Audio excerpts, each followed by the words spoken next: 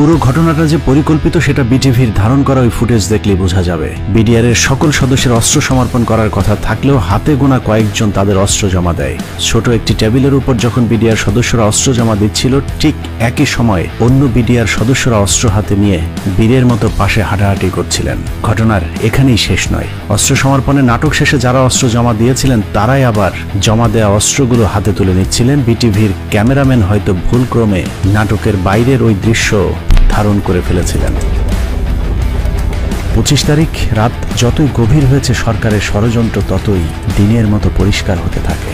সরকারের পরিকল্পনায় রাতে বিডিআরের আত্মসমর্পণের দাবি করে পিলখানায় ঢোকা সরকারি প্রতিনিধি দল ভোর 4:10 বেরিয়ে আসে নিজেদের বাছাই করা মাত্র 15 জন জিম্মিকে উদ্ধার করে।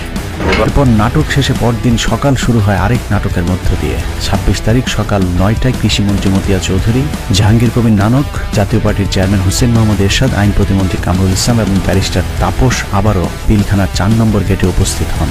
ওদিকে 3 নম্বর গেটে আওয়ামী লীগের 2-300 নেতাকর্মী উপস্থিত হয়ে আবারও বিডিআরের পক্ষে স্লোগান দিতে থাকেন। এক পর্যায়ে মিছিলটি পিলখানার ভেতরে ঢুকে যায়। তবে ভেতরে যে কজন ঢুকেছিলেন তার চেয়ে কয়েক গুণ বেশি লোকজন নিয়ে পিলখানা থেকে কিছুক্ষণ পরে বেরিয়ে আসে আওয়ামী লীগের ওই মিছিলটি। 27 তারিখ তো 26 তারিখে একটা মাইক্রোবাসে করে বাইরের যে লোকেরা ভেতরে ঢুকেছিল তারা বের হয়ে যায়। 26 তারিখ দুপুর 2:30 12 সদস্যের মহাজোট মধ্যস্থকারী কমিটি গঠন করা হয়। আওয়ামী লীগ নেতা আব্দুল জলিলের নেতৃত্বে এই কমিটি আবারও হোটেল আম্বালাইনে বিডিআরের সাথে লোক দেখানো বৈঠক করেন।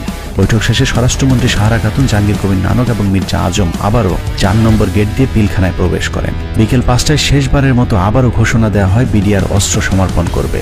মজার বিষয় হলো বিডিআর এবার আর পুলিশ কিংবা সেনাবাহিনীর কাছে অস্ত্র জমা দেওয়ার কোনো শর্ত দেয়নি। তবে শর্ত না থাকলেও পুলিশের মাধ্যমে পিলখানার নিয়ন্ত্রণ নেয় সরকার।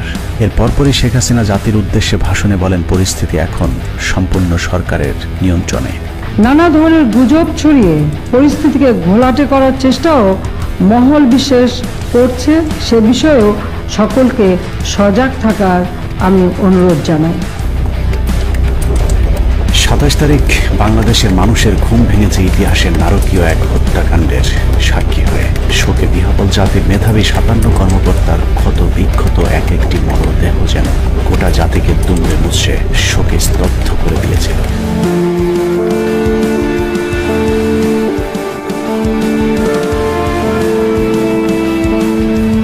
এভাবেই শেষ হয় শ্বাসরুদ্ধকর পিলখানার ট্র্যাজেডির 33 ঘন্টা।